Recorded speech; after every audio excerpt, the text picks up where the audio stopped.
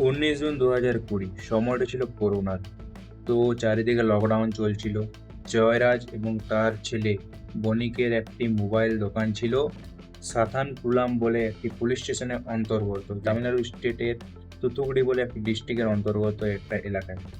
তো সেই সময় লকডাউনের 6টার সময় মোবাইল দোকান সমস্ত দোকান বন্ধ হয়ে যাওয়ার কথা ছিল, কিন্তু কিছু মোবাইল সারাবার কারণে তাদের 10-15 মিনিট লেট হয়। সেখানে পৌঁছে যায় পুলিশ স্টেশনের পুলিশ কর্মীরা এবং তাদের দুজনকে সেখান থেকে নিয়ে যায়। গোটা রাত 7-8 ঘন্টা তাদের উপর টর্চার করেন 9 জন পুলিশ মিলে, এবং পরের দিন যখন ম্যাজিস্ট্রেটের কাছে তাদেরকে নিয়ে যাওয়া হয়, তো ম্যাজিস্ট্রেটের কাছে তারা ভয়ে বলতে পারেনি যে তাদের উপর অত্যাচার করা হয়েছে, কিন্তু তার পরের দিন তারা দুজনেই মারা যায়। সেখানে জনগণ ক্ষোভে ওঠে এবং কেসটি চলে আসে সিবিআই এর কাছে। দীর্ঘ 6 বছর পর এই সিবিআই তদন্ত হওয়ার পর কোর্ট 6 এপ্রিল 2026 রায় দেয় সেই 9 জন পুলিশ কর্মীকে ফাঁসি।